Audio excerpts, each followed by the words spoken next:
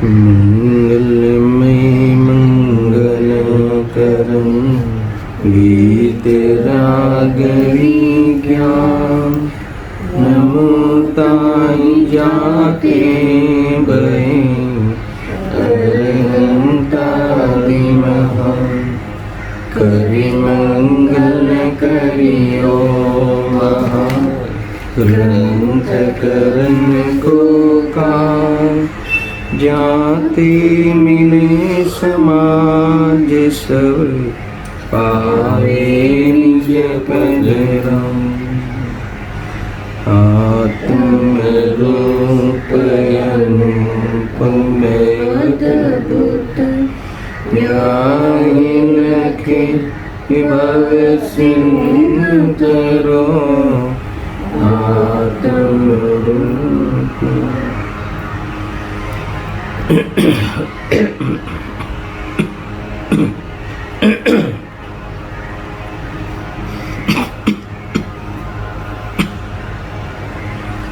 पंडित बनारसी दास जी रचित उपादान निमित्त चिट्ठी स्वाध्याय चल रहा है। इसमें यहाँ विषय क्या चल रहा है कि एक ही वस्तु में उपादान और निमित्त दोनों किस प्रकार से लागू होते हैं। इस बात को पंडित जी ने यहाँ ज्ञान और चारित्र की दृष्टांत देकर एक बात समझाई है।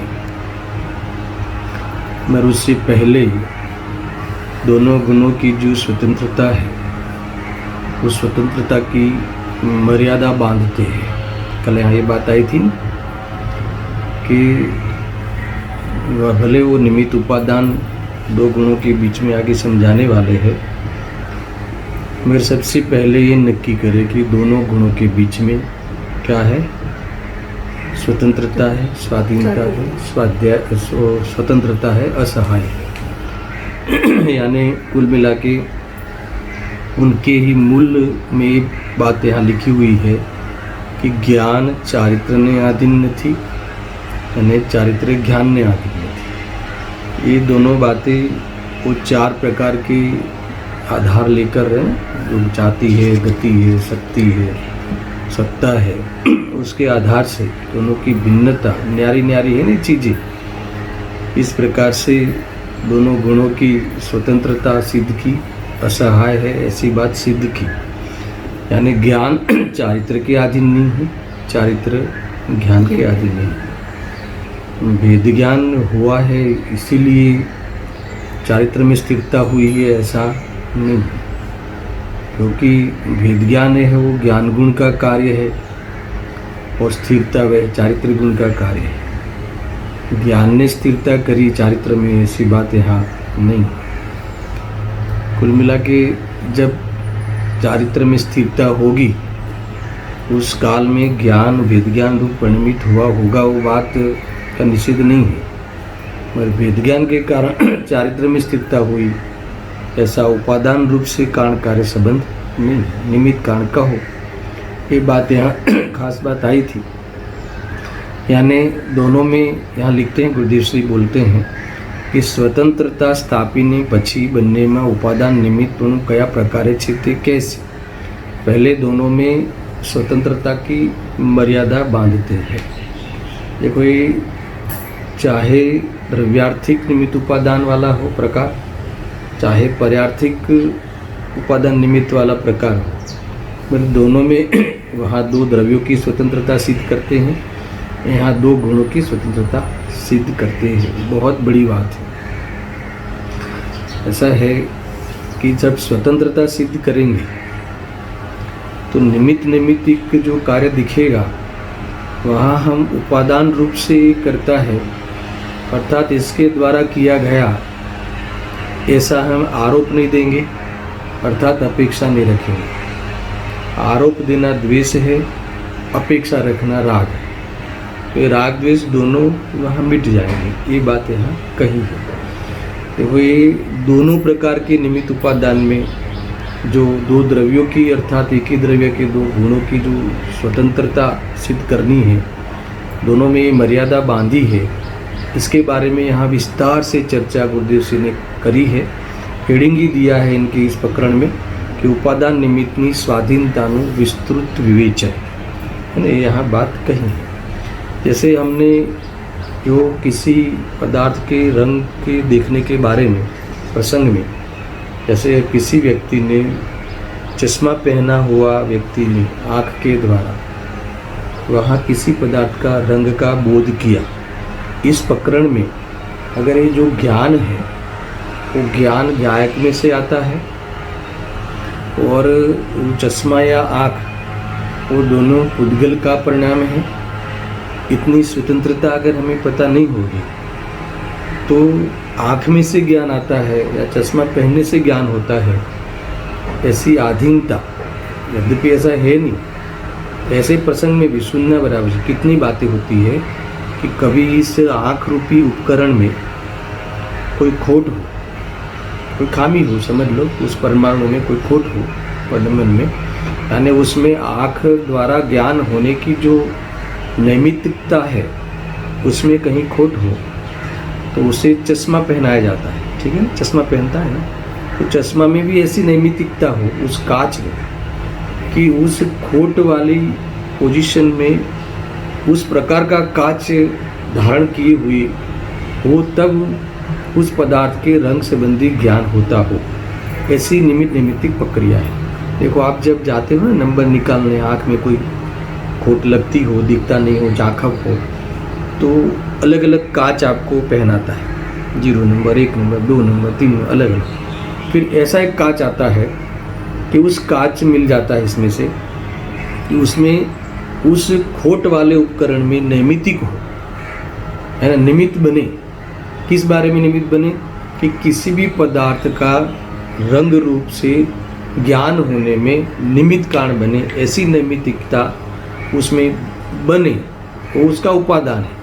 पर ऐसी सब मेल होती है ना बातें, तब जाके किसी पदार्थ का ज्ञान होता है। पर हमें वो पहले से अगर पता नहीं हो कि भले ऐसे प्रसंग हो तब भी ज्ञान कहाँ से आता है, ज्ञायक में से आता है, ज्ञायक का अनुसरण करते होता है, वो चश्मे में से नहीं आता, अर्थात वो आँख में से नहीं आता। भले उस प्रसंग उस प्रकार से जानने का हो, फिर भी अगर ये दोनों की स्वतंत्रता, ज्ञान चश्मे में है ही नहीं, ज्ञान इंद्रियों में है ही नहीं, उसमें से कभी आएगा ही नहीं, आएगा तो ज्ञायक में से ही आएगा, है ना। और चश्मे में तो जड़ रूप अथवा आँख जड़ रूप परिणमन करता हुआ वह अपना परिणाम को प्राप्त है। ऐसे दोनों की स्वतंत्रता खबर नहीं होगी तो इसमें हमें ये होगा कि आँख से ज्ञान हुआ या चश्मे से ज्ञान आया, ऐसी अपेक्षा रहेगी, राग होगा। समझ में आया कि नहीं? तो ये राग द्वेष का प्रकरण है, तो ये राग द्वेष हो जाएगा। पर हमें पता हो कि नहीं, हमें तो पक्ष नहीं आएगा निमित्त का इस प्रकरण में, हमें तो ज्ञान से मतलब है, तो ज्ञान आत्मा से आता है, तो वही हमें जानना है आत्मा का कल्याण करने के लिए। तो इतना जान लिया, बिना आँख के जाना जा सकता है, बिना चश्मे से जा सकता है कि ज्ञान कहाँ से आता है, ज्ञायक में से आता है। ऐसी हमें भान हो, ऐसी हमें खबर हो, यानी ऐसे आगम के माध्यम से हमने निर्णय कर लिया हो, तो हमें उस चश्मे की पराधीनता, राग नहीं रहेगा। देखो ये बातें आई कि नहीं आई? तो इस प्रकार से कई नैमित्तिक अगर जो हमें ज्ञान करने से पहले स्वतंत्रता का बोध नहीं होगा तो कहीं न कहीं हमें उसकी अपेक्षा अर्थात आरोप, दो चीज़ें हैं ना, आरोप देंगे, नहीं आँखें खराब है तो द्वेष होगा, नहीं अभी बढ़िया हो गया, अभी है ना, अभी तो चश्मे आ गए तो बढ़िया हो गया, तो फिर उसका राग रहेगा। मगर ज्ञान वास्तव में कहाँ से आता है? हमें तो आत्मकल्याण में ये नक्की करना है कि ज्ञान तब भी आँखों से योग्य हो गया हो, उस आँख के परमाणु अर्थात उसकी योग्य चश्मे मिल गए हो, तब भी ज्ञान कहाँ से आता है? दर्शन ज्ञायक से आता है। ऐसी स्वतंत्रता ख्याल में हो तो हमें उस इंद्रियों के प्रति अहम बुद्धि, उसके प्रति कर्तृत्व बुद्धि टूट जाएगी और ज्ञान ज्ञायक से आता है ऐसा जानता हुआ अकर्ता स्वभाव का आनंद ले सकता है। कई बातें हैं, तो मैंने दो भिन्न द्रव्यों की बात सब लिया है गुरुदेव से ने। एक ही द्रव्य वाली भी आधीनता कैसे मिटे, ज्ञान की और चारित्र के बीच की, दो द्रव्यों के बीच में भी आधीनता कैसे मिटे, क्योंकि आधीनता है नहीं ना, स्वतंत्र है वो सिद्ध पहले करे तो आधीनता भाषित नहीं होगी। ऐसा है, कितनी बातें होती है। जैसे मान लो कि हमने कोई टैबलेट ली, यहाँ ध्यान रखो, जो जैसा है वैसा है। टैबलेट ली तो टैबलेट ली तो हेडेक मिट गया, वो सर दर्द मिट गया और आत्मा सुखी हो गया। कितनी बातें आती है, टैबलेट ली तो सर दर्द मिट गया और आत्मा सुखी हो गई। इतनी बातें आई हैं। खरेखर कितनी अलग अलग चीज़ें हैं। टैबलेट अलग चीज़ है, सर अलग चीज़ है, आत्मा अलग चीज़ है। तो पहले भिन्न भिन्न समझ में आना चाहिए कि टैबलेट का परिणाम भिन्न है, इसका परिणाम भिन्न है। इसमें आत्मा के विकल्प मिटाने की ताकत इसमें नहीं है।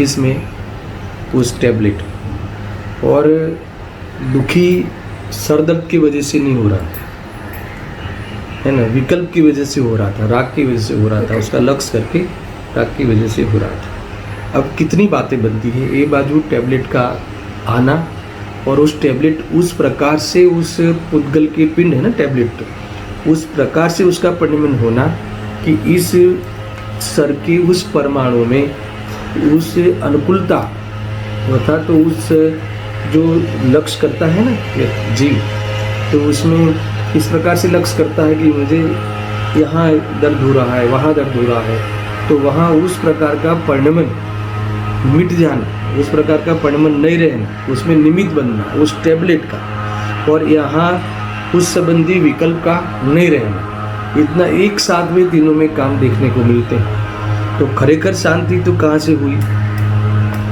विकल्प मिट जाने से शांति हुई, विकल्प नहीं रहने से शांति हुई। समझ में आया ना? तो हमें प्रयास कहाँ करना चाहिए? दुख का भाव करने के लिए विकल्प मिटाने का। अब विकल्प कैसे मिटे, है ना, विकल्प कैसे मिटे? तो सच्ची समझ के द्वारा विकल्प मिटे। अब कितनी बातें, अब दूसरे द्रव्यों को बाहर निकालो, अब एक ही द्रव्य में आ जाओ। सच्ची समझ हो जाना, है ना, और सच्ची समझ हो जाना और समझने का विकल्प मिट जाना, तब स्थिरता होगी और तब निराकुलता होगी। देखो, सच्ची समझ हो जाना वह ज्ञान का परिणमन है, और समझने का विकल्प है वह राग का परिणमन है।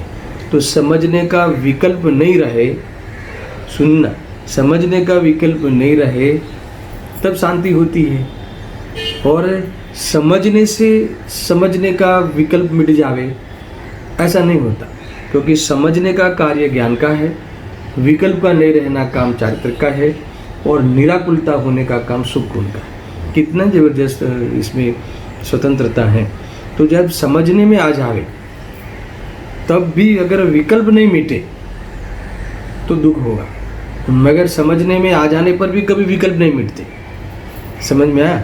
समझने में आ जाने पर जब विकल्प मिट जावे तब वास्तव में जीव को आकुलता मिटती है, अथवा स्थिरता होती है, फिर आकुलता उस समय मिटती है। इतनी बातें आई। अब समझने का विकल्प मिट जावे, सारी दुनिया तो समझने की प्रेरणा देते हैं, बार बार नई नई, है ना, शिविरों का आयोजन होता है, फिर भी भाई समझने से समझा जाता है, उससे विकल्प का अभाव नहीं होता। पर जब विकल्प का अभाव होगा तो पूर्व में समझने का प्रोग्राम जरूर होगा, अर्थात साथ में समझ जरूर होगी। ये समझ में ख्याल में आया कि नहीं? अब समझने का विकल्प जब नहीं रहता है, निर्विकल्प होता है, तब स्थिरता होती है, और जब स्थिरता होती है उस काल में सुख गुण का निराकुल परिणमन होता है। इतनी स्वतंत्रता है। कोई कहे कि आप इतनी स्वतंत्रता क्यों सिद्ध करते हो, क्या इससे लाभ है? तो इतना लाभ है कि देखो, अगर उपादान और निमित्त, यहाँ समझने का भाव निमित्त है, समझ आ गई वो निमित्त है, और निर्विकल्प हुआ वो उपादान, क्योंकि हमें चारित्र को मुख्य किया, हमने चारित्र को लिया है ना अभी। तो चारित्र में अगर हमें स्थिरता प्राप्त की, अगर विवक्षित कार्य हम वो लेते हैं, तो समझ में आ गया कि स्व क्या है, पर क्या है, सर क्या है, आत्मा क्या है, भिन्नता भाषित हुई, वेद ज्ञान हुआ। तो जब सर मेरा है ही नहीं, ऐसी श्रद्धा हुई, तो ज्ञान हुआ वो निमित्त, और श्रद्धा हुई वो उपादान, अगर श्रद्धा का पकड़ लेते हो तो। और जब श्रद्धा ऐसी हुई, तो फिर वहाँ जब अपना ये मैं ही, सर मेरा है ही नहीं, मैं चैतन्य स्वरूप, ऐसी श्रद्धा हुई, तो इस संबंधी विकल्प मिट गया। तो श्रद्धा क्या हो गई? निमित्त, और विकल्प मिट गया वो उपादान हुआ। तो ऐसा निमित्त उपादान, मगर ये सब स्वतंत्र होता है, कोई इससे किसके कारण ये हुआ ऐसा नहीं, ये इसमें समझना चाहिए। देखो, ये हमें अगर ये बात समझ में नहीं आएगी तो क्या होगा? दो बातें तुम ध्यान में रखना, कि अगर जो 7 तत्वों संबंधी हमें, प्रयोजनभूत तत्व संबंधी हमें ज्ञान, हमारा ज्ञान क्लियर है, अथवा उगाड़ है हमें ज्ञान का, अगर ये श्रद्धा अलग है और ज्ञान अलग है, अगर ये समझ में नहीं आया होगा, अगर यह स्वतंत्रता हमें पता नहीं रहेगी, तो हम शायद इसी को ही सम्यक दर्शन मान लेंगे। ये भूल होने का, अर्थात ये भ्रम होने का वहाँ चांस है। अगर 2 गुणों की स्वतंत्रता, श्रद्धा हो जाना, यही मैं हूँ ऐसी प्रतीति हो जाना, वो श्रद्धा का कार्य है। मगर ये मैं हूँ और ये मैं नहीं हूँ ऐसा ज्ञान कर लिया, फिर भी वो श्रद्धा ऐसी नहीं हुई, सुनना बराबर से, है ना। तो इसी ज्ञान में ही हम उसमें सम्यक दर्शन का वास्तव में आभास कर लेंगे, सम्यक दृष्टि हो गई ऐसा मान लेंगे। अगर वो ज्ञान को ही बढ़ाएगा, अभिप्राय पलटाने का पुरुषार्थ नहीं करेगा। सुनना, अभी मूल बात पे आते हैं। मुझे 7 तत्व का बराबर ज्ञान है, स्व क्या है, पर क्या है, राग क्या है, आश्रव क्या है, बंध क्या है, वो छोड़ने लायक है, वो सब पूरा ज्ञान हो गया, है ना। और स्थूल में लेवे तो देह क्या है और मैं क्या हूँ, वो मुझे बराबर है। देह क्या है?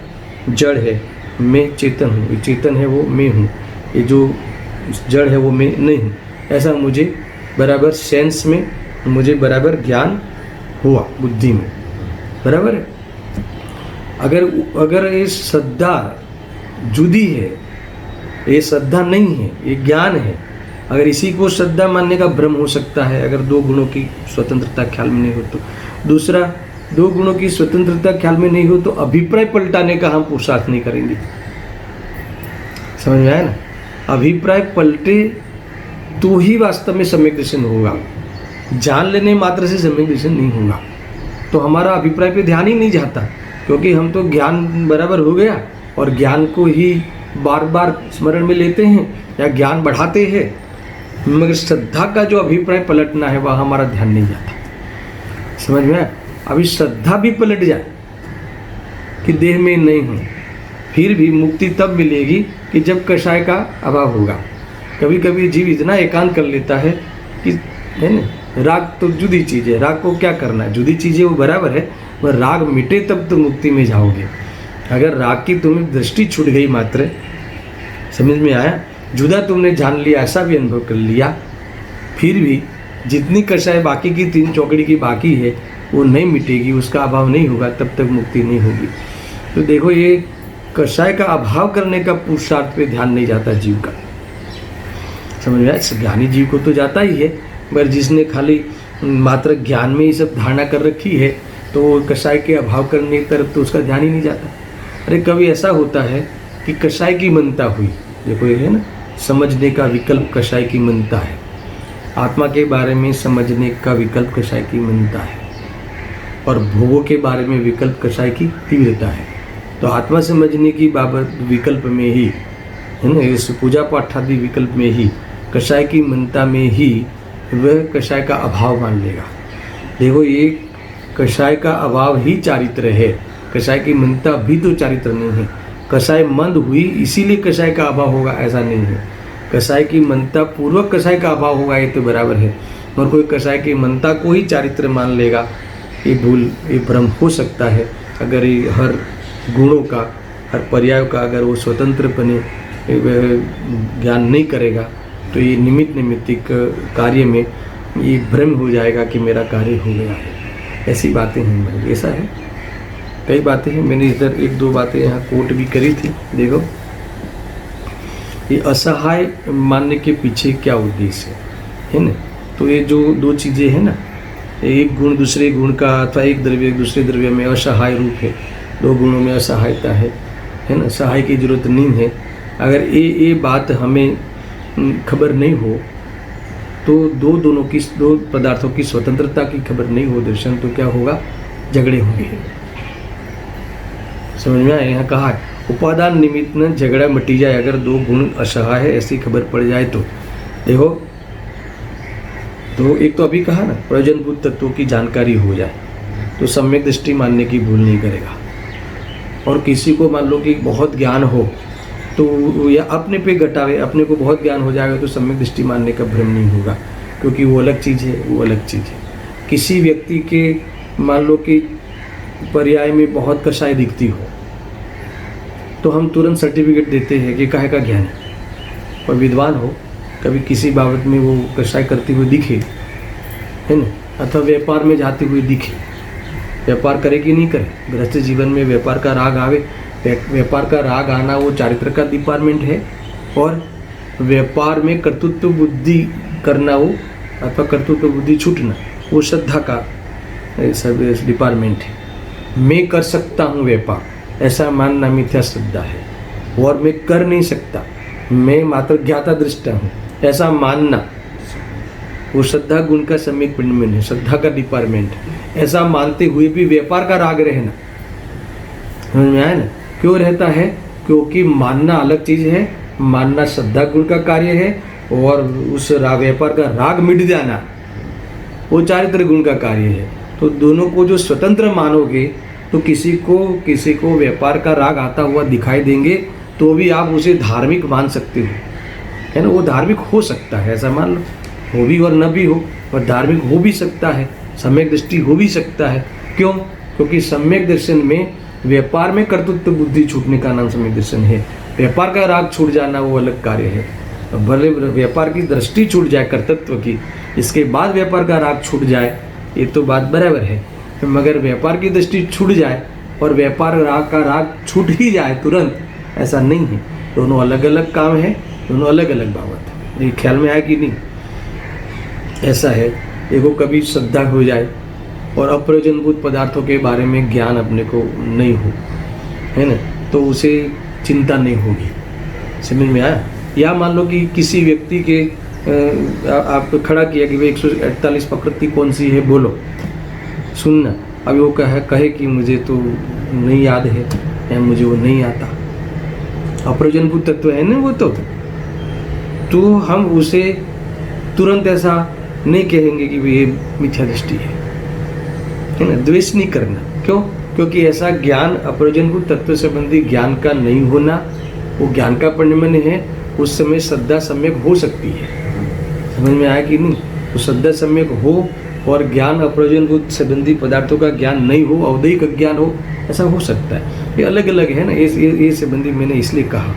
देखो, बहुत कुछ बातें हैं। बाह्य दो पदार्थों के बारे में भी ले लो, झगड़े नहीं, ये है ना मूल बात, कि दो द्रव्य के अथवा दो पद गुणों के बीच में असहाय है, सहाय की जरूरत नहीं है, स्वतंत्र है, ये समझने के बाद में ही नैमित्तिक का ज्ञान सच्चा होगा, नहीं तो उससे पहले सच्चा ज्ञान नहीं होगा, झगड़े नहीं होंगे। दर्शन देखो, मैं बताता हूँ थोड़ा एक प्रकरण बता के, कि जैसे जब रोटी बनती है ना, आटे में से जब रोटी अपने उपादान से बनती है, उसमें शक्ति है इसलिए बनती है, नहीं तो नहीं बनती। उस समय कोई बाई का योग और उपयोग निमित्त, अपने ही घर की कोई महिला, पत्नी, माँ या जो भी, उसका योग और उपयोग क्या है? निमित्त, वो निमित्त। अभी वो दो चीज़ों स्वतंत्र है ना, एक दूसरे से कोई लेना देना नहीं है। अगर ये हमें समझ में नहीं हो, इसका अगर हमें भान नहीं हो, है ना, ऐसा हमें ख्याल नहीं हो, तो हम झगड़ेंगे। सुनना कैसे? कि मान लो कि रोटी बराबर नहीं बनी, है ना, गर्म नहीं हुई, गर्म नहीं दी, तो आप क्या कहोगे, किसको डांटोगे? अब गर्म वहाँ नहीं होना, ठंडे से गर्म हो जाना, वो किसका कार्य है? रोटी का अपने उपादान रूप से कार्य है, उसकी नित शक्ति से वह हुई है। पर हम क्या कहते हैं, तुमने हमें गर्म रोटी नहीं दी, तुमने असीम रोटी नहीं दी, तुमने सही नहीं बनाया। समझ में आया ना? मगर वो बना ही नहीं सकती ना, वो तो जब रोटी बनती है तब उसने उसका विचार तक किया था, उपयोग और उपयोग निमित्त था। आज झगड़े उसका ही है ना, तूने सही नहीं बनाया, तूने सब्जी सही नहीं बनाई, आज अच्छी बनी, कल अच्छी बनी थी, आज कुछ खराब बनी है, तुमने आज खराब बनाई है, बराबर नहीं बनाई है, पहले तो बहुत अच्छी बनाती थी, अभी अच्छी नहीं बनाती है। अरे भाई, वो सब्जी या रोटी या जो भी चीज़ बनती है वो अपने उपादान से बनती है और इसमें निमित्त है, दोनों स्वतंत्र है। ऐसा जब मानोगे तब ये तो इसका योग और उपयोग निमित्त मात्र है, वहाँ उसकी हाजिरी मात्र है। ऐसा तब जब जानोगे तब इसने बनाई, तुमने खराब बनाई, तुमने अच्छी बनाई, वो राग द्वेष नहीं होगा। नहीं तो राग द्वेष करोगे। अच्छा, वहाँ ऐसा मान लो कि उस समय उस रोटी का अपना गर्म में से ठंडा होने का स्वकाल था, इसमें इसने देरी कर दी, ये बात कहाँ से लाए तुम? अगर ये हमें समझ में आ गया हो, समझ में आया ना, तो फिर ये झगड़े नहीं होंगे, क्लेश नहीं होगा। ऐसी बहुत कुछ बातें इसमें हमें सीखनी है। कुल मिला के उपादान निमित्त के स्वाधीनता का अगर हमें स्वाद आ जाए, ख्याल में आ जाए, तो निमित्त उपादान के कार्य में कई कार्य दिखते हुए भी हम किसी पे आरोप नहीं करेंगे और किसी की अपेक्षा नहीं रखेंगे। क्या कहा? तो फिर हम क्या हो जाएंगे? वितरागी हो जाएंगे, स्वभाव की दृष्टि हो जाएगी। अच्छा, ऐसा जानने से स्वभाव की दृष्टि हो गई कि स्वभाव की दृष्टि का अपना स्वतंत्र पुरुषार्थ? अरे ऐसा जाना और अभिप्राय हमारा सही हो गया निमित्त उपादान के बारे में, तो जाना वो निमित्त है और अभिप्राय हमारा सही हो गया, वो हमारा उपादान है, अगर उसको मुख्य करें तो। और हमारा अभिप्राय सम्यक हो गया, इसलिए ज्ञान हमारा सम्यक हो गया। तो ज्ञान सम्यक हो गया, वो हमारा उपादान है, और उसमें अभिप्राय सम्यक हो गया, वो तो उसमें निमित्त है। अब कौन सा मुख्य करते हो, उस हिसाब से अंदर अंदर समझना है। मगर देखो, ये कहीं भी मैंने कई बात दो तीन बार बातें कही कि ज्ञान हो जाने पर भी एक अगर जो हमें दो गुणों की स्वतंत्रता का हमें अगर ख्याल नहीं होगा, तो ज्ञान हो जाने पर हमें अभिप्राय पलटने तरफ हमारा ध्यान नहीं जाता। कि नहीं, हमें तो पता है, आप कभी भी पूछो, है ना, उपादान निज शक्ति है और निमित्त सहयोग रूप पर द्रव्य है, दूसरे में कोई भी प्रकार का लेना देना नहीं है, न आधार आदेश संबंध है, न स्वस्वामी संबंध है। जब स्वस्वामी संबंध ही नहीं है तो कारण कार्य संबंध तो कहाँ घटित होगा? हमें सब पता है। व्याप्य व्यापक भी नहीं है, जब व्याप्य व्यापक पना ही सिद्ध नहीं होता तो कारण कार्य कैसे सिद्ध होगा? ये सब मैंने जाना, मगर हमारा अभिप्राय उस रूप नहीं हुआ, है ना। क्यों नहीं हुआ? मान लो क्योंकि हमने ये जो इसमें ही संतुष्टि कर ली ज्ञान में, और अभिप्राय पलटने का नाम सम्यक दर्शन है, वह हमने ध्यान ही नहीं दिया। अगर अभिप्राय पलटने का नाम सम्यक दर्शन है, तो अभिप्राय पलटने रूप अगर हमारा उपाय हो जाएगा तो सम्यक दर्शन होगा। उसके लिए पूर्व में ज्ञान होगा अथवा उस संबंधी ज्ञान तब भी होगा साथ में, और अभिप्राय पलटने रूप पुरुषार्थ होना। देखो, मैं कई बात कहता हूँ कि सम्यक दर्शन में क्या करना है। सम्यक दर्शन क्या करना है कि मैं चैतन्य स्वरूप हूँ ऐसा मानना है, देह से भिन्न हूँ ऐसा मैं मानना है। अच्छा, ऐसा मानने के लिए क्या करना है? मैं चैतन्य स्वरूप हूँ, तुम चैतन्य स्वरूप हो। पहले तुमने ज्ञान में सब परीक्षाएं कर ली कि इसमें चैतन्य लक्षण है, इसमें चैतन्य लक्षण नहीं, वो ज्ञान ने ज्ञान का काम किया। मगर अभी मैं चैतन्य स्वरूप हूँ ऐसा मानने के लिए ज्ञान क्या करेगा? गुरु क्या करेगा? शास्त्र क्या करेगा? कर्म क्या करेगा? कोई कुछ नहीं करेगा। ऐसे मानने के लिए क्या करना है? ऐसा मानने के लिए तुम्हें मानना होगा।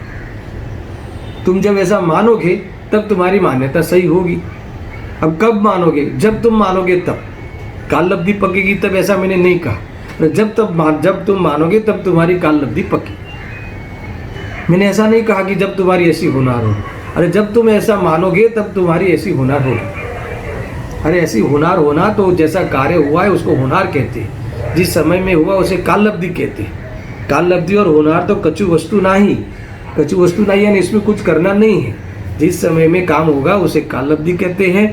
जो हुआ उस समय जो हुआ है ना, तुमने जो पुरुषार्थ किया वही तुम्हारी होनार है। तुमने स्वयं ने अपने को चैतन्य स्वरूप माना, ऐसी तुम्हारी होनहार है, वो हुआ उसी होनहार कहते हैं। और ऐसा तुमने माना वो तुम्हारा पुरुषार्थ है। किसका पुरुषार्थ है? श्रद्धा का, है ना? वो आत्मे चैतन्य स्वरूप हूँ ऐसा मानने में भेद ज्ञान अकिंचित करे। गजब की बात है भाई। देखो ये इतना, तो इससे लाभ क्या है ऐसा मानने से? क्योंकि आज तक हम उस भेद ज्ञान को ही सम्यक दर्शन मान लेते थे। भेद ज्ञान हो गया, इसकी ओर से ही मैं अपने को सम्यक दृष्टि मान रहा था, पर अभिप्राय तरफ हमारा ध्यान ही नहीं जाता था। अभी पता चला कि अभिप्राय पलटने रूप कार्य वो है श्रद्धा का, वो अपने स्वतंत्र रूप से होगा। तो ऐसा मानने के लिए क्या होगा? ऐसा मानने के लिए मानना है, उसके लिए जो समझ में आता है, समझते हैं, वो सब निमित्त मात्र है। अगर ऐसा हमें समझ में आया, आप सुनना बराबर, जब ऐसे हमारे बराबर वो ये दो पदार्थ की, दो गुणों की स्वतंत्रता ख्याल में आ जाए, तब जाके फिर निमित्त नैमित्तिक का लंबा, कितना भी निमित्त का अब तुम लंबाई करो। अरे जब हम समझे थे, पूर्व में समझे थे, गए ब में समझे थे, अरे उस गुरु ने समझाया था, और गुरु ने समझाने के बाद भी किसी मित्र ने खुलासा किया था, इसलिए मुझे सम्यक दर्शन हुआ, ऐसा भी तुम कहोगे, ऐसा व्यवहार से मानोगे, तो भी अभी टेंशन नहीं है। क्योंकि तुम्हें दो गुणों की पृथकता, दो द्रव्यों की पृथकता, दोनों की स्वतंत्रता का बराबर ख्याल है। इसीलिए जब कार्य होता है तब बाहर में किसी पदार्थ में ऐसा कार्य होने की उपस्थिति भले होती हो, मगर अपनी निज शक्ति में से जब मेरा अभिप्राय में पलटूंगा तब मुझे सम्यक दर्शन होगा। ऐसा तब हुआ कहलाएगा, अथवा तभी हुआ ऐसा होगा। ऐसा जब हुआ तो उस समय अब कोई टेंशन नहीं है। फिर निमित्त की ओर से कितनी भी वार्ता करो, बाहर में कोई विकल्प आवे या कोई प्रयोजनवश कोई किसने पूछा कि तुमने ऐसा माना, पर ऐसी खबर कैसे पड़ी, किसने बताया था, तो कि भाई ऐसी बात तो वितरागी देवशास्त्र गुरु ही बताते हैं, और कोई किसी के पास ऐसी बातें नहीं होती। समझ में आया ना? तो वितरागी देवशास्त्र गुरु तुम्हारे पास कहाँ से आए? समझ में आया ना? अरे ये तो अभी नहीं है तो कोई बात नहीं, हमने पूर्व में सुना था, हमें स्मरण हो गया। समझ में आया ना? पूर्व में भी सुना था, ये भी निमित्त में कहा जाएगा। जिसको जो निमित्त बने, पर कार्य तो जब वह उस रूप परिणमित होता है, अपना पुरुषार्थ करता है, अपने स्वकाल में ही होता है, अपने से ही होता है, स्व सहाय से ही होता है, पर सहाय से नहीं होता। इतना ख्याल में है कि नहीं? तो ये बातें यहाँ इन्होंने कई प्रकार से की है। मोटी मोटी मैंने उदाहरण भी कुछ दे दिए हैं। अभी मैं पढ़ता हूँ, कोई खास बात होगी तो उसमें खुलासा होगा। ये सब ख्याल में आ गया ना? ऐसा है। देखो गुरुदेव से यहाँ भी जो कहते मैं पढ़ता हूँ, जो वही विषय શું છે, એક જ વસ્તુમાં ઉપાદાન અને નિમિત્ત બંને કઈ રીતે લાગુ પડે તે વાત જ્ઞાનને ચારિત્રનું દૃષ્ટાંત આપીને અહીં સમજાવી છે। પણ તે પહેલાં બંને ગુણની स्वतंत्रताથી मर्यादा बांधे છે। मुझे पॉइंट इतना, पहले दो गुणों की मर्यादा बांध लो। कल भी बताया था ना, लड़के लड़कियाँ घूमती है तो पहले समझ लो कि घूमती है, बीच में क्या है रिलेशन, तो कोई रिलेशन नहीं है, हम तो अपने को भाई बहन मानते हैं, है ना। तो फिर अब मर्यादा समझ में आ गई ना, दोनों के बीच में कितनी, घूमने में कितनी मर्यादा रहनी चाहिए, भाई बहन की मर्यादा रहनी चाहिए। अब कोई बात नहीं है, तुम घूमो, है ना, ऊपर से कहेंगे घूमने तुम जाते हो तो भाई ले जाओ, सारे बिल्डिंग के बच्चों को भी ले जाओ, सारे बच्चों को ले जाओ, तो अब कोई प्रॉब्लम नहीं है। क्यों? क्योंकि पहले दोनों की मर्यादा हमने बांध ली। ऐसे ही हमने दोनों की मर्यादा बांध ली कि दोनों द्रव्य भिन्न है, छूते ही नहीं एक दूसरे को। तो जब ये समझ में आ गई, अब तुम कहो, है ना, अरे इसके द्वारा हुआ, इसने कराया, अब तुम कहो, व्यवहार से कहो, व्यवहार से मानो, और उसके गीत गाओ, प्रयोजन वैसे तो भी चिंता नहीं है। क्योंकि हमें ये बात की खबर है कि तुम उसी में से ज्ञान आया, ऐसा तुम कभी मानने वाले नहीं हो। क्योंकि ज्ञान ज्ञायक में से आता है, आँखों में से नहीं आता। ऐसी भिन्नता तुम्हें दो द्रव्य की, जड़ और चेतन की, दोनों चीज़ों की तुम्हें बराबर ख्याल है। ये देखो कितनी बड़ी बात है। क्योंकि ये सब दिखाई देगा ना, सब बाह्य में कार्य दिखाई देंगे, विकल्प आएगा और राग दिखेगा, सब कुछ दिखेगा। ऐसा है, समझना। स्वतंत्रता, हाँ, यहाँ क्या क्या कहे, पण ते पहला ये બંને ગુણની સ્વતંત્રતાની મર્યાદા બાંધે છે। स्वतंत्रता સ્થાપીને પછી બંનેમાં ઉપાદાન નિમિત્તપણું કયા પ્રકારે છે તે કહેશે, फिर कहेंगे, अभी कोई प्रॉब्लम नहीं। આ પ્રમાણે સ્વતંત્ર ઉપાદાન નિમિત્ત એ બંનેની સ્વતંत्रता સમજી લેવી। બંનેની સ્વતંत्रता સ્વીકાર્યા વિના, देखो लिखा है गुरुदेव, બંનેની સ્વતંत्रता સ્વીકાર્યા વિના ઉપાદાન નિમિત્તનું સાચું જ્ઞાન થાય નહીં। આવી વસ્તુની વિવિધતા છે, વસ્તુની સ્થિતિ છે, વસ્તુની મર્યાદા છે। दोनों की स्वतंत्रता, उपादान और निमित्त दोनों की स्वतंत्रता अगर तुम्हें समझ में नहीं आएगी तो दोनों के बीच में कर्ता कर्म संबंधी जो तुमने अनादि से अज्ञान है, वो अज्ञान के द्वारा तुम झगड़े ही करोगे। इसने कराया, इसने रोटी जलाई, इसने धंधा बराबर नहीं किया, इसने हमारा पैसा ले लिया, इसने ध्यान नहीं रखा, इसने बिजनेस में ध्यान नहीं रखा। अरे उसने ध्यान रखा इसलिए हुआ ऐसा है ही नहीं। वो वस्तु बराबर सुरक्षित होगी तो उसने ध्यान रखा ऐसा आरोप आएगा। समझ में आया ना? कोई कितना ध्यान रखता है ये जितने जो सब लोग, अब इतने केस मिलते हैं कि ये व्यक्ति घर के बाहर ही नहीं निकला था तो भी कोरोना हो गया। कितना ध्यान रखा था दर्शन? समझ में आए? कितना ध्यान रखा तब भी हुआ तो हुआ ना। तो ये कोई मतलब ही नहीं है। ये तो ये जब ये होगा तब आरोप आएगा, अर्थात जब नहीं होगा तो ध्यान रखा है ऐसा आरोप आएगा। अब जब नहीं होगा तो ये जाता था बाहर, हर रोज मंदिर जाते थे पर इतना ध्यान रख के जाते थे। समझ में आया ना? तो कोरोना नहीं हुआ तब तक गीत गाए जाएंगे। अब कोरोना होगा तो देखो बाहर जाते थे, दर्शन करने जाते थे, मना भी करते थे, तब भी हुआ।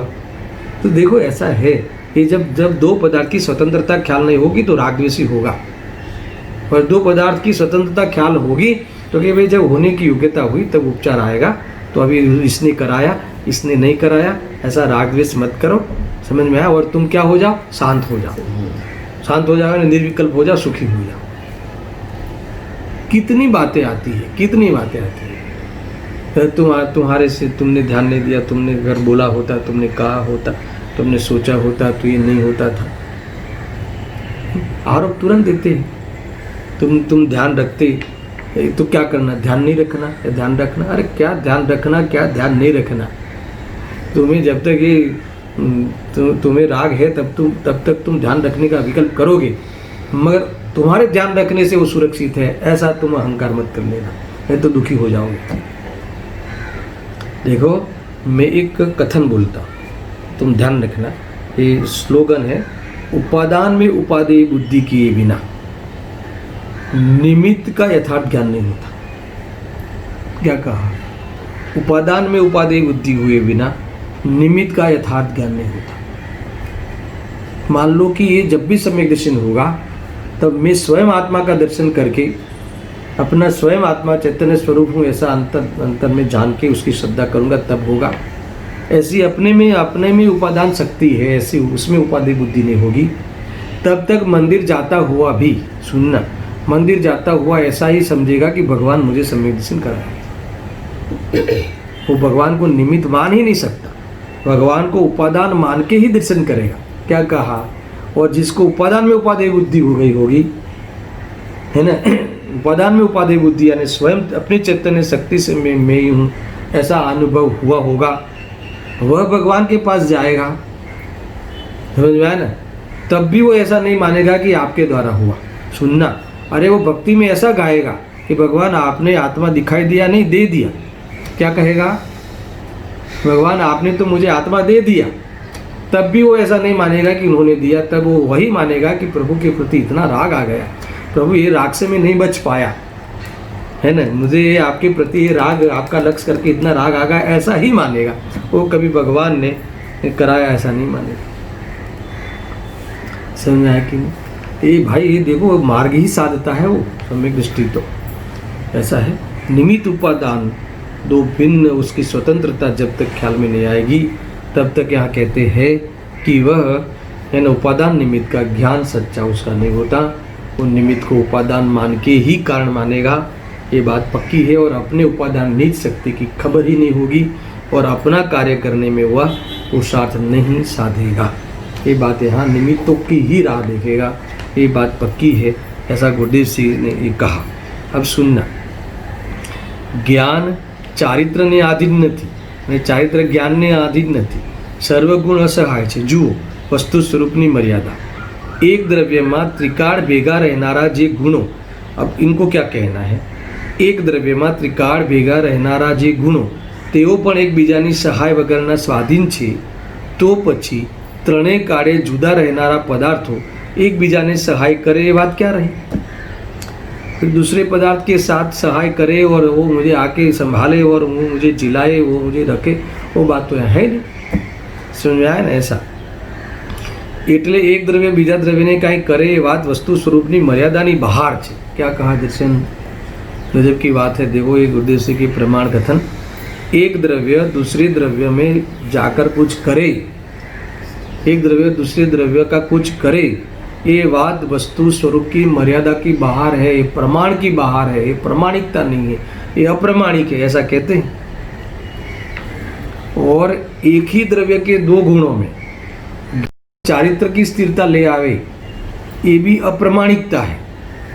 ये अंतरंग में अप्रमाणिकता है, वो बाहर में अप्रमाणिकता है। समझ में? अर्थात तो ये वो प्रमाण की बाहर है यानी अप्रमाणिक है।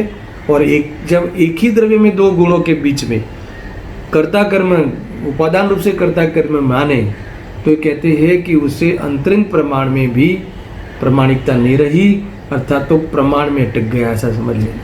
यहाँ ये कहते हैं वो भी अप्रमाणिकता है। समझ में आया ना? इसीलिए तो झगड़े होते। थोड़ा भी कोई राग आ जावे तो ये काहे का ज्ञान? अरे ऐसा नहीं है भाई, काहे का सम्यक दृष्टि, राग की दृष्टि छूट जाना अलग बात, तुरंत तुरंत कहते नहीं। अप्रमाण स्वयं को भी अंदर हार जाता है। कषाय की तीव्रता आ जाए तो ऐसा लगता है कि मेरा धर्म चला गया। तो कसाय की मनता को धर्म मान लिया, कसाय के अभाव को धर्म कहते हैं, कसाय की दूर दृष्टि छूट जाने को धर्म का प्रारंभ कहते हैं, और कसाय छूट जाने को धर्म कहते हैं। महर्ष ने कसाय की मनता को धर्म मान लिया था और वो संबंधी सात तत्व के ज्ञान को सम्यक शास्त्र ज्ञान को सम्यक ज्ञान मान लिया था, और विकल्प आत्मक सिद्धांत को सम्यक दर्शन मान लिया था। संज्ञान सारे विकल्पों को उसने धर्म मान लिया था। तो दोनों के सारे चारित्र गुण के अंतर्गत होने वाले विकल्प है, समझ लेना। ऐसा है। देखो एक प्रमाण के मर्यादा की एक द्रव्य बीजा द्रव्य ने काई करे ये बात स्वरूपनी मर्यादानी बहार है। जी बहुत परेशान होता है। देखो कभी कभी ऐसा सोचता है, बहुत स्थूल बातें हैं, मगर क्या करूं, मुझे बताने मेरा नहीं चलता कि जैसे वो ऐसा कभी कभी सोचता है कि लॉकडाउन है, फिर भी मैंने भगवान का प्रक्षाल हर रोज किया, सुनना दर्शन भी किए, फिर भी भगवान मेरे सामने नहीं दिखते। अरे मैं इतना मंदिर को संभालता हूँ, फिर भी समाज मेरे सामने नहीं देखता। ऐसे आत्मपराधीन रहता है ना व्यक्ति। अरे भाई तू भगवान तेरे लिए कुछ नहीं करेंगे, ये तेरी दरिद्रता भगवान दूर नहीं कर सकते, और वो है ही नहीं वस्तु स्वरूप में। ये तेरा दुख जो है वो तू स्वयं दुख दूर कर सकता है, भगवान नहीं कर सकते। इतनी जबरदस्त बात बता दी है ना। तुझे दुख दूर करने के लिए भगवान की सहाय लेने की जरूरत नहीं, और सहाय कर सकते नहीं, और सहाय नहीं कर सकते। वस्तु स्वरूप तेरे है ना, तेरी फेवर में है। समझ में आया कि नहीं? अगर वो सहाय कर सकते तो उनको तो सहाय करने का भी राग ही नहीं है, तो क्या होगा फिर? समझ में आया ना? तो इसीलिए ध्यान रखो, ये सारा वस्तु व्यवस्था है, वस्तु की जो स्वतंत्रता है वो हमारी फेवर में है, और स्वभाव हमेशा लाभदायी होता है किसी का भी। और हर चीज को अगर उसको स्वभाव से हम यथार्थ जाने, समझ में आया, तो विभाव प्रकट ही नहीं हो। विभाव प्रकट नहीं होना, कसाय नहीं होना, वो अपना पुरुषार्थ है चारित्र का। और ऐसा स्वभाव सबको स्वभाव से ही जानना वो ज्ञान का प्रकरण है, वो ज्ञान का पुरुषार्थ है। मगर जब ज्ञान ऐसा पुरुषार्थ करता है सबको सही जाने, और उस समय चारित्र में कसाय नहीं होने का पुरुषार्थ अपने स्वकाल में होता है। समझ में आया कि नहीं? इस प्रकार से स्वतंत्र है सब चीजें, स्वाधीन है। ये बात यहाँ कही है। देखो कितनी बात कहते हैं, સ્વાધીનપણે વસ્તુ પરિણમે છે, એ જ વસ્તુ સ્વરૂપની વ્યવસ્થા છે, અને જેણે આવું વસ્તુ સ્વરૂપ નક્કી કર્યું તેની જ મતિ વ્યવસ્થિત છે। अब गुरुदेव श्री प्रवचन सार को याद करते हैं। બધાય તીર્થંકર ભગવંતોએ અનુભવેલો એ દર્શાવેલો મોક્ષ માર્ગ કેવો છે તેનો દ્રઢ નિર્ણય કરીને અને પોતે તેવા મોક્ષ માર્ગ રૂપ પરિણમીને પ્રવચન સારમાં આચાર્યદેવ કહે છે કે મારી મતિ વ્યવસ્થિત થઈ છે, મોક્ષ માર્ગ અવધારિત કર્યો છે, કૃત્ય કરાય છે, માર્ગમાં નિર્ણયમાં જેની ભૂલ છે, વસ્તુ સ્વરૂપમાં જેની ભૂલ છે તેની મતિ વ્યવસ્થિત નથી પણ ડામાડોળ છે, है ना, એટલે કે मिथ्या છે। कितनी बात आई, है ना। यहाँ कहते हैं प्रवचन सार में आचार्य कहते हैं कि मेरी मति व्यवस्थित है।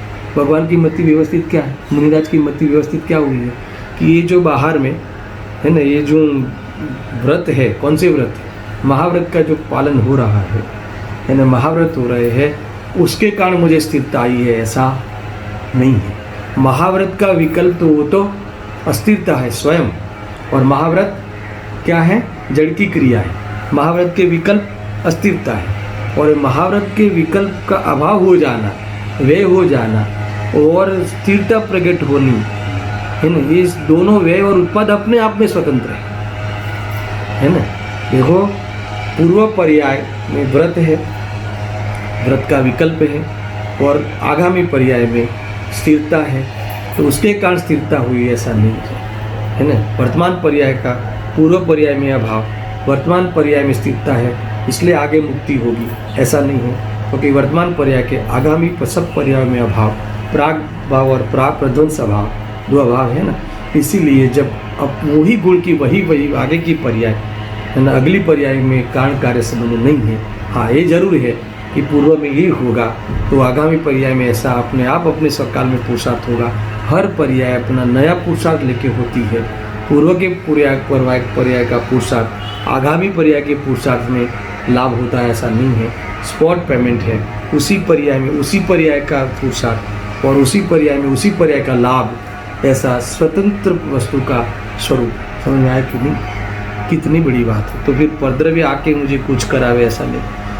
मुनिराज कहते हैं कि मेरी मति व्यवस्थित हुई है, ये मुझे जो शुद्धोपयोग हुआ है वो पूर्व में शुभ भाव है उसके कारण नहीं, और मुझे शुद्धोपयोग हुआ है वो व्रतादि के कारण नहीं। पूर्व में तप का विकल्प आया था, इसलिए इच्छा का निरोध हुआ है आगामी पर्याय में, ऐसा नहीं है। इसलिए मेरी मति व्यवस्थित है।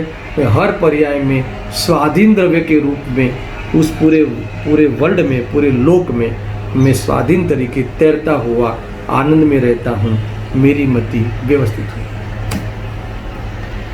देखो आप, ये मुनिराज का ये जो है ना, मुनिराज का यथार्थ स्वरूप है, ये मुनिपने का यथार्थ स्वरूप है, यही वास्तव में मुनिपना है। समझ में आया कि नहीं। बाहर में वस्त्र नहीं है शरीर पे, इसलिए मैं मुनि हूँ, ऐसी मेरी मति बिगड़ी हुई नहीं है। मुनि के शरीर पे वस्त्र नहीं होते, जो मुनि होता है, जो आत्मा, उसके शरीर पे वस्त्र नहीं होते, वो बराबर है। पर वस्त्र नहीं है इसलिए मैं मुनि हूँ, ऐसा मुझे अनुभव नहीं है, क्योंकि वो तो अलग चीज़ है। मुनिपना मेरा अलग चीज़ है। कई बातें हैं। देखो, અહીં એક જ દ્રવ્યને આશ્રિત ઉપાદાન નિમિત્ત બતાવવા જ્ઞાન ને ચારિત્ર એ બે ગુણ દૃષ્ટાંત તરીકે લીધા છે, અને તે બંનેને असहाय कहा છે। अब देखो एक प्रश्न है, वो प्रश्न में पढ़ के वो विषय को छोड़ता हूँ। कल इसी को पहले 2-3 व्याख्यान हो जाए, मैं इसी को ही अपन कौन सा विषय चल रहा है यहाँ पे, उपादान निमित्तनी स्वाधीनताનું विस्तृत विवेचन। पहले हमें उपादान निमित्त जो दो वस्तुएं हैं, जो पर्यार्थिक नए वाले प्रकरण में दो जुदी जुदी वस्तुएं हैं, द्रव्यार्थिक निमित्त उपादान वाले में जो भिन्न भिन्न दो गुण हैं, मगर दोनों निमित्त उपादान के प्रकरण में वो असहाय है एक दूसरे में, अर्थात सहाय की जरूरत नहीं है। ये स्वाधीनता का अगर हमें ख्याल में नहीं होगा तो हम निमित्त उपादान के जो प्रसंग में कभी भी, है ना, स्वाधीनता का स्वाद नहीं ले पाएंगे। हम कभी भी कर्तृत्व का ज्ञान नहीं मिटा पाएगा। इसने मेरा किया और मैंने उसका किया, ये झगड़े से हम बाहर नहीं आएंगे, है ना। कल मैं प्रश्न छेड़ देता हूँ, आप विचार करना, आपकी सोच और जो यहाँ कहा है वो दोनों मिलती है कि नहीं, वो बराबर मिला। सम्यक ज्ञान वगैरह सम्यक चारित्र नहीं थતું। फिर से બંને ગુણોને અસહાય કहा, પરંતુ સમ્યક જ્ઞાન વગર તો સમ્યક ચારિત્ર કદી થતું નથી। તો ચારિત્રનું પરિણમન જ્ઞાનીને આધીન થયું કે ન થયું? सम्यक ज्ञान विना सम्यक चारित्र कभी तिनकाल में नहीं होता। तो फिर ये चारित्र ज्ञान के अधीन हुआ कि नहीं हुआ, ये प्रश्न है। इसका उत्तर आप पढ़ लेना या समझना, क्या है, आपको आनंद आएगा। यानी कुल मिला के आपको ऐसा ये थोड़ा भी समझ में आ जाए तो दुनिया में ऐसा लगे कि जैसे मैं एक पक्षी कैसे पूरे गगन में स्वतंत्र रूप से उड़ रहा है, विहरमान कर रहा है, ऐसा अनुभव होगा। कहीं भी आप बंधे हुए अनुभव ही नहीं करोगे। क्यों? क्योंकि हो ही नहीं। बंधे हुए हो ही नहीं आप, किसी के लिए तुम जिम्मेदार हो ही नहीं, दूसरे द्रव्य के कार्य की जिम्मेदार तुम हो ही नहीं। समझ में आ कि नहीं? कोई व्यक्ति गैर जिम्मेदार हो ही नहीं सकता। ये तो निमित्ताधीन दृष्टि वाला हो ना, इसने नहीं किया उसने नहीं किया, तो आप कहो कि ये तो बहुत झगड़े हो जाएंगे गैर जिम्मेदारी से। अरे कोई स्वच्छंद नहीं होता है ना, स्वतंत्रता ही स्वतंत्र होते हैं, ऐसी चर्चा से स्वच्छंद कोई नहीं। और अगर स्वच्छंद होगा तो इसको समझ में नहीं आया है इसलिए स्वच्छंद होगा, ऐसी सच्ची बात से और समझने से वो स्वच्छंद नहीं होता है, नियम से स्वतंत्र ही होता है। फिर भी कोई स्वच्छंद हुआ है तो ये बातों के कारण नहीं है ना, उसकी गैर समझ के कारण होता है। ये सारी बातें समझ में। सहजानंदी शुद्ध स्वरूपी अविनाशी हूँ आत्मस्वरूप, सहजानंदी शुद्ध स्वरूपी अविनाशी आत्मस्वरूप, सहजानंदी